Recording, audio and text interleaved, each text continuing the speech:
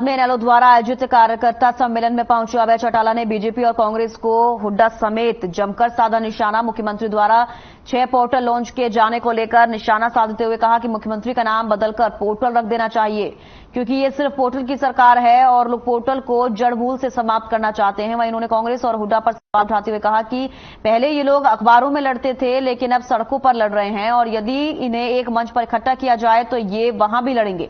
आज हुड्डा और कांग्रेस का बेड़ा गर्क हो रहा है, अब दोनों ही लगभग खत्म हैं।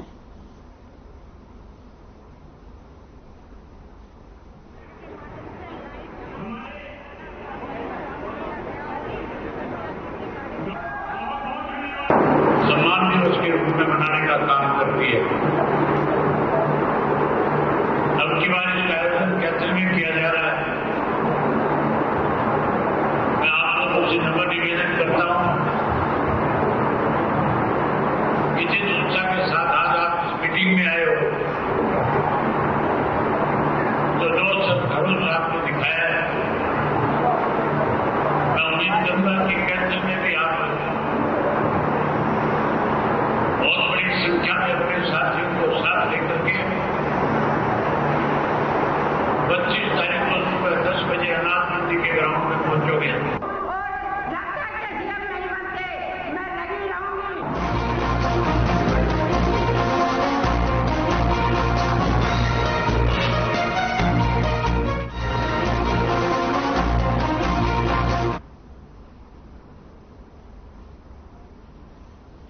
गुरुग्राम यूनिवर्सिटी में राष्ट्रीय शिक्षा नीति 2020 को लेकर अनुशासन केंद्रित पाठ्यक्रम और बेहतर शिक्षण का माहौल बनाना उद्देश्य है।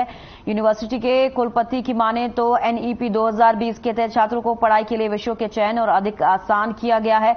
इस पाठ्यक्रम से आज के भविष्य का पूरी तरह से व्यक्तित्व और विकास संभव हो सकेगा, जो बड़े लक्ष्यों को नई प्रणाली के तहत आसान करेगी, जो प्रत्येक व्यक्ति की रचनात्मक क्षमता के विकास पर विशेष रूप से जोर देगी।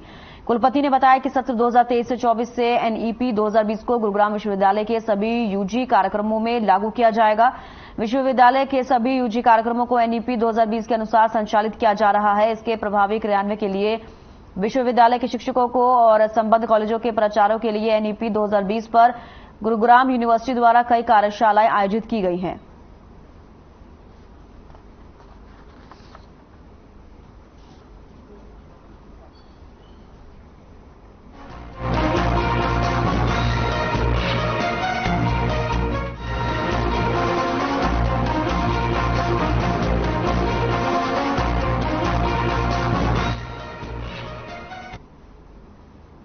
नारनौंद के समान अस्पताल में आयुष्मान भवा योजना का शुभारंभ किया गया। योजना का शुभारंभ रिटायर्ड अतिरिक्त उपायुक्त ओम प्रकाश लोहान ने किया। उन्होंने कहा कि स्वास्थ्य एवं परिवार कल्याण मंत्रालय की आयुष्मान भवा एक ऐसी योजना है जिसके अंतर्गत ग्रामीण एवं शहरी क्षेत्र तक विभिन्न स्वास्थ्य योजनाओं का विस्तार किया जाना है। उन्होंने स्वास्थ्य विभाग के अधिकारियों को कहा कि आयुष्मान भवा योजना के तहत निर्धारित कार्यों को पूरी कर्तव्य निष्ठा से करें और अधिकारी डॉक्टर दिनेश गुप्ता ने कहा कि नागरिकों के स्वास्थ्य की पूर्ण जांच करने के साथ साथ स्वास्थ्य सेवाओं का लाभ देने के उद्देश्य से स्वास्थ्य विभाग द्वारा 17 सितंबर से 2 अक्टूबर 2023 तक सेवा पखवाड़ा मनाया जाएगा, जिसके अंतर्गत ग्रामीण व शहरी क्षेत्रों में 3 कार्यक्रम आयुष्मान आपके द्वार 3.0 आयुष्मान मेला, आयुष्मान सभा, आयुष्मान ग्राम आदि शामिल है। इस आयुष्मान सभा के दौरान चिरायु और आयुष्मान कार्ड के अंतर्गत आने वाले पैनल अस्पतालों की सूची भी वहां लगवाई जाएगी। डॉक्टर यशपाल ने कहा कि इस अभियान के तहत मधुमेह, बीपी, कैंसर, मुंह, सर्वाइकल, तपेदिक, कुष्ठ रोग, संक्रामक रोग, मातृत्व एवं बाल स्वास्थ्य, प्रतिरक्षण, आंखों की जांच जैसे स्वास्थ्य जांच की जाएगी। इसके अलावा आयुष्मान ग्राम पंचायत व वार्ड पंचायत में 5 साल से ऊपर के योग्य व्यक्तियों के आयुष्मान कार्ड व आभा आईडी बनाई जाएगी।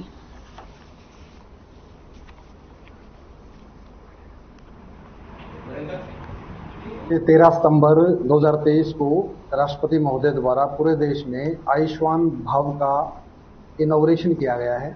उसी तर्ज पे हमने अपना उपमंडल नागरिक अस्पताल नारनौंद पे आयुष्मान भव के बारे में इस तरह के ये जो है आयोजन किया था।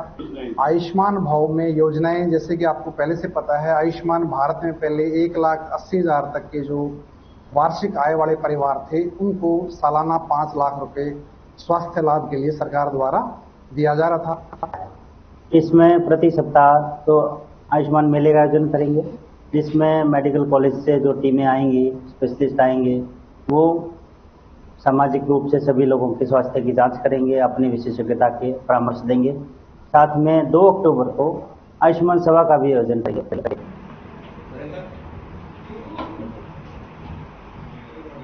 को मिलता नहीं कुछ जिंदगी में।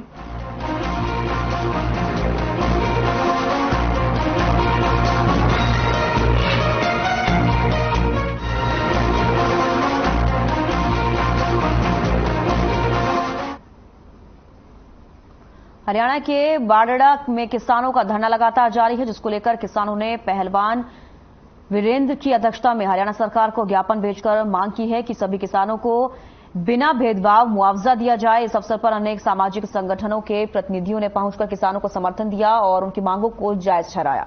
वहीं वीरेंद्र पहलवान ने कहा कि जब तक सभी किसानों की मांगें नहीं मानी जाएंगी तब तक धरना जारी रहेगा। आपको बता दें कि राजस्थान से भिवानी तक हाई टेंशन बिजली आपूर्ति लाइन के टावर लगाए जा रहे हैं। किसान लगातार पिछले 3 महीने से टावर लगाए जाने का विरोध कर रहे हैं, लेकिन सरकार मौन साधे हुए है, जिस पर किसानों का कहना है कि केंद्र और प्रदेश सरकार निजी कंपनियों से मिलीभगत कर किसान की अनाज उत्पादित भूमि पर बड़े बड़े टावरों की स्थापना कर उनको भुखमरी के रास्ते पर ले जाने का काम कर रही है, तो वहीं दूसरी तरफ उनको नाममात्र मुआवजा देकर उनका शोषण भी किया जा रहा है।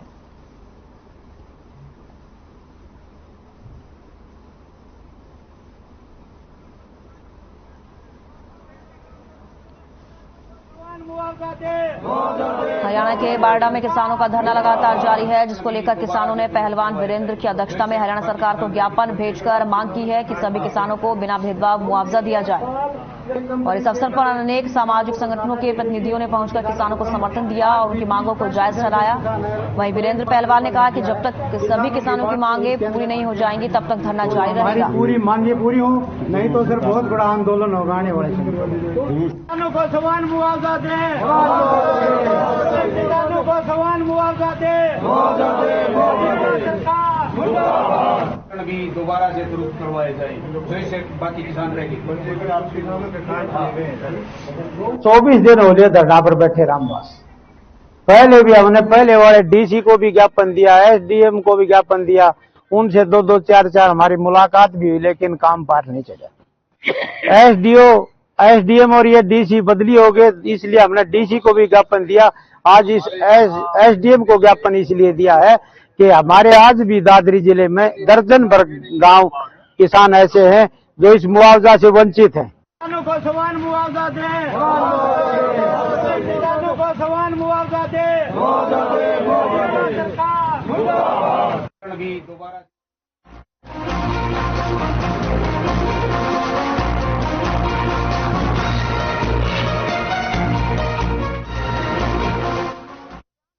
में राष्ट्रीय शिक्षा नीति 2020 को लेकर अनुशासन, केंद्रीय पाठ्यक्रम और बेहतर शिक्षण का माहौल बनाना उद्देश्य है। यूनिवर्सिटी के कुलपति की माने तो एनईपी 2020 के तहत छात्रों को पढ़ाई के लिए विषयों के चयन और अधिक आसान किया गया है। इस पाठ्यक्रम से आज के भविष्य का पूरी तरह से व्यक्तित्व और विकास संभव हो सकेगा, जो बड़े लक्ष्यों को नई प्रणाली के तहत आसान करेगी, जो प्रत्येक व्यक्ति की रचनात्मक क्षमता के विकास पर विशेष रूप से जोर देगी। कुलपति ने बताया कि सत्र 2023 से 24 से एनईपी 2020 को गुरुग्राम विश्वविद्यालय के सभी यूजी कार्यक्रमों में लागू किया गया है। विश्वविद्यालय के सभी यूजी कार्यक्रमों को एनईपी 2020 के अनुसार संचालित किया जा रहा है। इसके प्रभावी क्रियान्वयन के लिए विश्वविद्यालय के शिक्षकों और संबद्ध कॉलेजों के प्राचार्यों के लिए एनईपी 2020 पर गुरुग्राम यूनिवर्सिटी द्वारा कई कार्यशालाएं आयोजित की गई हैं।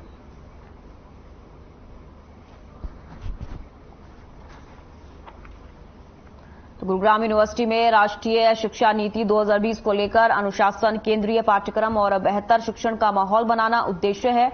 यूनिवर्सिटी के कुलपति की माने तो एनईपी 2020 के तहत छात्रों को पढ़ाई के लिए विषयों के चयन और अधिक आसान किया गया है। इस पाठ्यक्रम से आज के भविष्य का पूरी तरह से व्यक्तित्व और विकास संभव हो सकेगा, जो बड़े लक्ष्यों को नई प्रणाली के तहत आसान करेगी, जो प्रत्येक व्यक्ति की रचनात्मक क्षमता के विकास पर विशेष रूप से जोर देगी।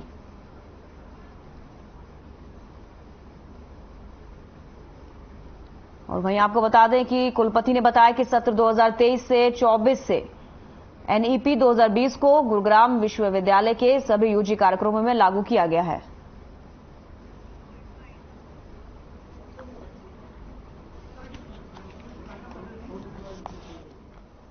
के लिए अडॉप्ट की थी जब हरियाणा गवर्नमेंट और सेंट्रल गवर्नमेंट का नोटिफिकेशन आया, उसके बाद हमने इमीडिएटली 2022-23 में ही पोस्ट ग्रेजुएट प्रोग्राम्स पर यूनिवर्सिटी कैंपस पर हमने लागू कर दिया था। और पोस्ट ग्रेजुएट प्रोग्राम जो कॉलेज में चल रहे थे उनमें भी लागू हमने उस टाइम कर दिया था। अंडर ग्रेजुएट प्रोग्राम का 2023 के मार्च में जब हमारे पास फरवरी-मार्च में जब हमारे पास नोटिफिकेशन आया फ्रॉम द गवर्नमेंट, तो फिर हमने इसकी कंप्लीट स्कीम हम बना चुके थे सेंट्रल कमेटी के थ्रू, और हमने 2023-24 में अंडर ग्रेजुएट प्रोग्राम्स पर कैंपस पर लागू कंप्लीट कर दिया। इसके मैं स्टेजेस बताऊंगा कैसे लागू होगा ये। जैसा मैं बता रहा था कि विश्वविद्यालय 2018 में जब ये शुरू हुआ, इसी बिल्डिंग में शुरू हुआ था, और मैं 2021 में सेकंड वाइस चांसलर की तरफ ज्वाइन किया था। इससे पहले मैं YMCA यूनिवर्सिटी फरीदाबाद, जिसका नाम JC बोस विश्वविद्यालय है, वहां 6 साल वाइस चांसलर के पद पर काम करके आया था। तो जो हमारा नया कैंपस है यूनिवर्सिटी का, कचरौला गांव में बन रहा है, और मुझे बताते हुए खुशी होती है कि लगभग 6 महीने में 8 महीने में हम काफी सारा पोर्शन यहाँ के स्टूडेंट्स का वहां पढ़ने लग जाएगा, और आने वाले समय में 1-2 साल में यूनिवर्सिटी पूरी तरह से वहां पर फंक्शनल हो जाएगी। और आज का जो मकसद है, आज का मकसद मेन है कि जो NEP, जो राष्ट्रीय शिक्षा नीति है हमारी, उसका क्रियान्वयन कैसे हो रहा है, उसका इंप्लीमेंटेशन कैसे हो रहा है।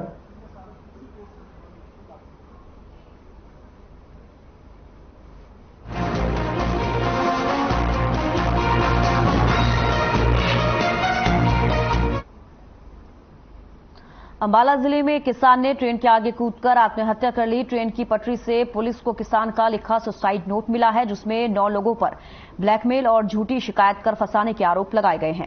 मृतक के परिजन की माने तो गांव के कुछ लोगों ने मृतक के खिलाफ झूठी FIR करवा दी थी और समझौते के नाम पर 2 लाख रुपए की मांग कर रहे थे, जिसके दबाव के चलते सुजीत ने आत्महत्या कर ली। फिलहाल पुलिस ने सुसाइड नोट के आधार पर 9 लोगों के खिलाफ FIR दर्ज करके आगे की जांच शुरू कर दी है।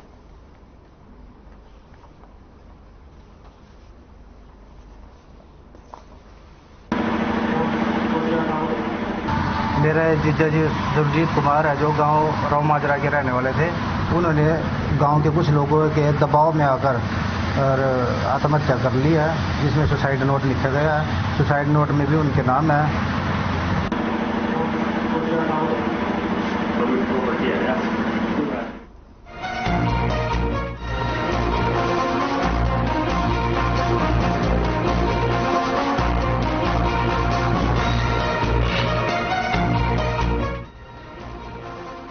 हरियाणा सरकार पूरे हरियाणा को ड्रग फ्री बनाने को लेकर के साइक्लोथॉन रैली का आयोजन किया है। ये रैली हर जिले कस्बे में जाकर लोगों को नशे को लेकर जागरूक कर रही है। सरकार की ये पहल लोगों को खूब पसंद आ रही है।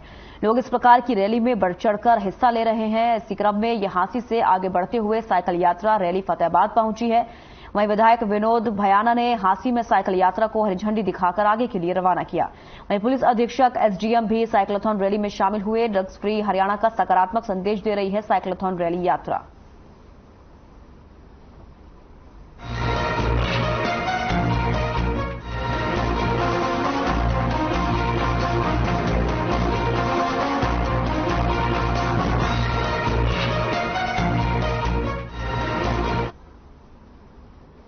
फतेहाबाद शहर में आवारा पशुओं का आतंक जारी है। फतेहाबाद के जगजीवनपुर इलाके में गौवंश ने गली में खेल रहे बच्चे पर हमला कर दिया और उसे घायल कर दिया।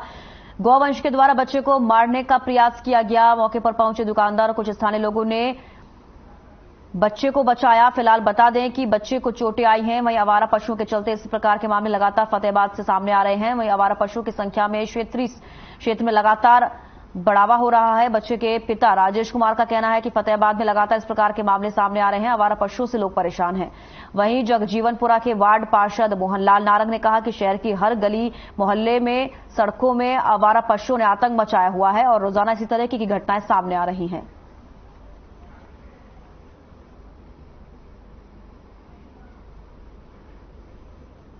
फोन आया कि बेटे को गाय ने मारा है। वो यहाँ पर सामान लेने के लिए आया था तो गाय ने एकदम उसके ऊपर हमला कर दिया। तो ये समझ से बाहर हो रहा है जितना प्रशासन क्या कर रहा है जिस चीज के ऊपर। बच्चे क्या गली में जाए ना, या कोई बड़े बुजुर्ग भी होते हैं गली के अंदर। ये सिस्टम के अंदर जगह जगह गायें बैठी हैं, बल्द बैठे हैं। फिर रहे हैं जी, ये कोई जगह जगह हादसे हो रहे हैं। जिस दिन कोई मेजर प्रॉब्लम होएगी, क्या उस दिन प्रशासन हाथ लगाएगा इस चीज को?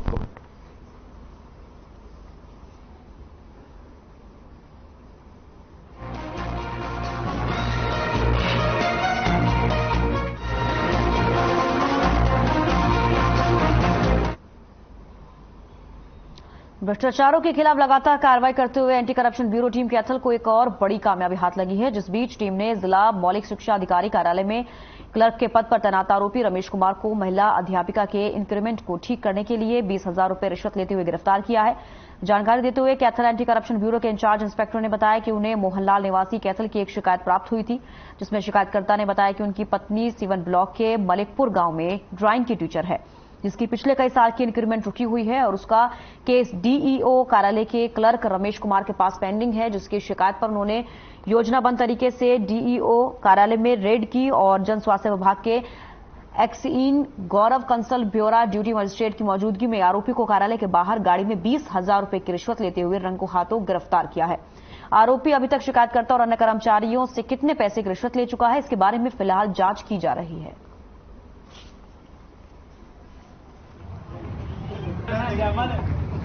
माननीय हमारे डीजी विजिलेंस श्री शत्रुजीत कपूर जी के दिशा निर्देश पर जो जीरो टॉलरेंस जो नीति है, उसके तहत हमें एक सूचना प्राप्त हुई मोहनलाल सन ऑफ मिठनलाल, तो उसकी पत्नी का डीओ ऑफिस में एरियर का कोई केस पेंडिंग था। तो उस केस पेंडिंग के एवज में रमेश क्लर्क है, तो वो इसे डिमांड कर रहा था, तो 20,000 रुपये रंगे हाथ लेते हुए इसको गिरफ्तार किया। मेरी पत्नी ड्राइंग टीचर है जी मलिकपुर में, उसका एसीपी का मामला था जी। उसके एसीपी के मामले के उसमें जी मेरे पे पैसे मांगे गए थे जी, इसमें डीओ दफ्तर में जी क्लर्क के द्वारा, उसकी वो थे जी रमेश जी 20,000 जी, बाकी को थे जी बाद में कर लेंगे।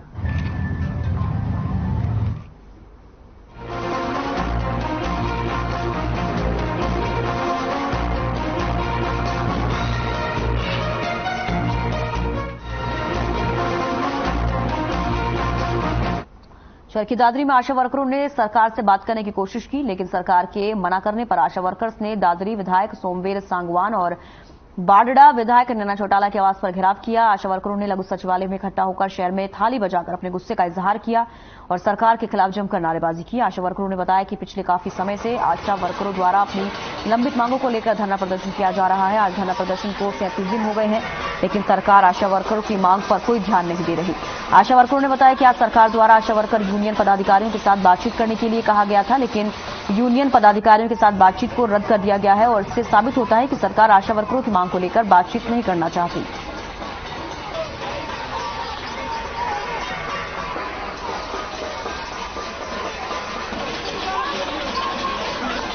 और सरकार ने आज हमारे डेलीगेशन को वार्ता के लिए टाइम दिया था और एकदम से मतलब शाम को फोन आता है कि मीटिंग आपकी कैंसिल हो गई। तो इसको लेके पूरे हरियाणा की आशा वर्करों में काफ़ी गुस्सा है और राज्य कमेटी के आह्वान पर आज पूरे हरियाणा में काफ़ी चुन्नी ओढ़ के और प्लेट और चम्मच लेके विरोध प्रदर्शन कर रहे हैं और हम सरकार को जगाने का काम करेंगे।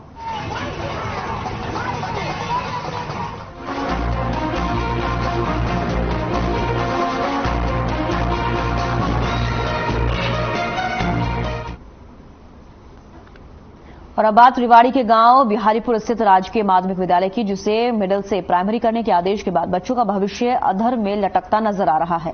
दरअसल कुछ बच्चे इसी वर्ष अप्रैल महीने में दाखिला लिया था और लेकिन स्कूल में बच्चों की कम संख्या को देखते हुए शिक्षा विभाग ने स्कूल को मिडिल से प्राइमरी करने का फैसला लिया है और अब इनके बच्चों को दूसरे गांव के माध्यमिक विद्यालय में मर्ज किए जाने के कारण उनका भविष्य खतरे में पड़ गया है और इसे लेकर अभिभावकों में शिक्षा विभाग के प्रति रोष व्याप्त है।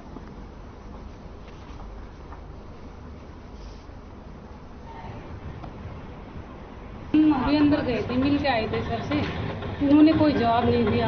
तो बच्चे अब हम वहाँ तो भेजेंगे नहीं कि दूर पड़ता है स्कूल, बहुत और बच्चे जवान बच्चियाँ भी हैं, उनके साथ अगर कोई अनहोनी होगी तो इनके जिम्मेवार क्या ये होंगे या फिर अगर ये सुनाई नहीं करेंगे तो हम आगे जाएंगे अपना आगे। सर ये है कि बिहारीपुर स्कूल मिडिल क्लास तक था, 8वीं क्लास तक था, अब बच्चों को एडमिशन कर लिया अप्रैल में और एडमिशन करने के बाद अब बच्चों से बोला जा रहा है कि तुम्हें धोकिया में भेजा जा रहा है बच्चों को, जो कि हमारे बिहारीपुर से 3 किलोमीटर की दूरी पर है, जिससे आने में बच्चों को बहुत परेशानी होती है। बच्चों की स्ट्रेंथ कम होने के कारण पिछले साल बच्चे इनको बख्श किया गया था। इस साल फिर गवर्नमेंट ने चार्ज किया था, उसके बावजूद एडमिशन नहीं थे, इनको MI अप्रैल में क्लोज कर दिया गया। और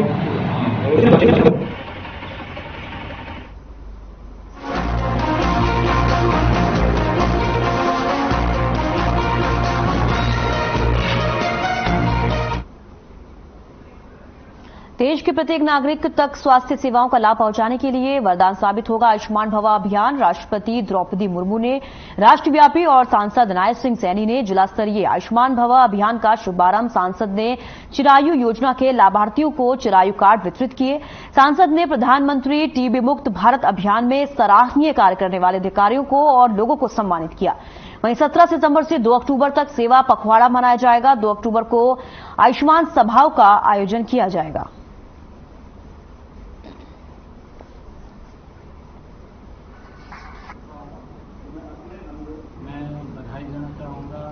देश की महामहिम राष्ट्रपति महोदया आदरणीय द्रौपदी मुर्मू और हमारे जो स्वास्थ्य मंत्री हैं आदरणीय मनसुख मांडविया जी, आज आदरणीय द्रौपदी मुर्मू जी द्वारा इस आयुष्मान भव अभियान का आज शुभारंभ किया गया है और इसके तहत देश के करोड़ों लोगों को लाभ मिलेगा।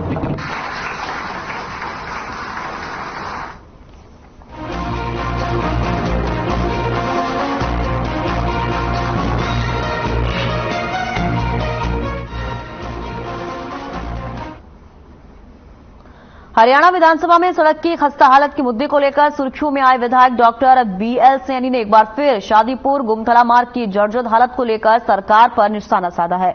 रादौर में पत्रकारों से बातचीत में विधायक डॉक्टर BL सैनी ने जर्जर शादीपुर गुमथला मार्ग पर 1 सप्ताह के अंदर सकारात्मक कार्रवाई करने की मांग की है। उन्होंने चेतावनी दी है कि अगर ऐसा नहीं हुआ तो वे ग्रामीणों व कार्यकर्ताओं के साथ इस समस्या को लेकर आंदोलन करेंगे। उन्होंने कहा कि सड़कों पर धड़ल्ले से ओवरलोड वाहन चलते हैं, जिससे सड़कों की हालत खस्ता है। कुछ सड़कें तो ऐसी हैं जो अब कच्चे रास्ते बन चुकी हैं।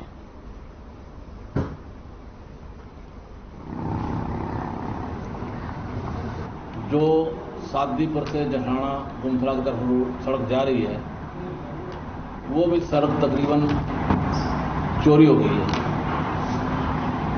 और वहां के लोगों ने मुझे कहा कि विधायक जी ये हमारी सड़क भी चोरी हो गई है, इसका भी मुकदमा दर्ज करा। तो उसी बात को लेकर के आज मैंने आप लोगों के समक्ष में अपनी बात रख रहा हूं कि क्योंकि जो रादौर का विधानसभा क्षेत्र है, इसमें बहुत ज़्यादा संख्या के अंदर, बहुत भारी मात्रा के अंदर खनन होता है और ओवरलोडिंग जो ट्रक हैं वो चलते हैं।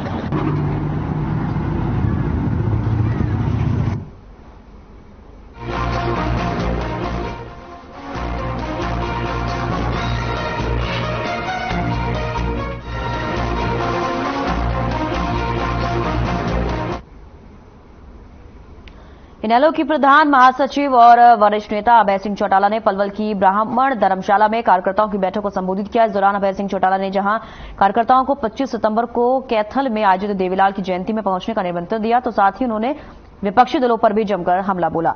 अभय सिंह चौटाला ने नो हिंसा के लिए बीजेपी की सरकार को जिम्मेदार ठहराया। साथ ही कहा कि 25 को आयोजित देवीलाल जयंती के कार्यक्रम में इंडिया गठबंधन के बड़े नेता शामिल होंगे।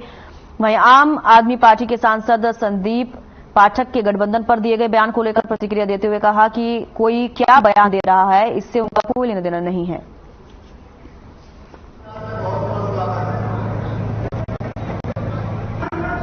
पूरा हरियाणा जो है आज इस सरकार से परेशान है, इस सरकार को बदलना चाहता है।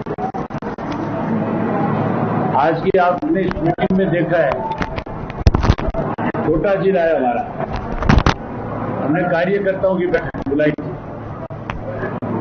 मैं भी ये मान के चलता था कि ज्यादा से ज्यादा 500-700 कार्यकर्ता आएंगे। काम का बहुत समय, बाजरा कट रहा है, कपास की चुगाई चल रही है, हर आदमी बिजी है, व्यस्त है। उसके बावजूद हजारों की संख्या के अंदर आज हमारा कार्यकर्ता पहुंच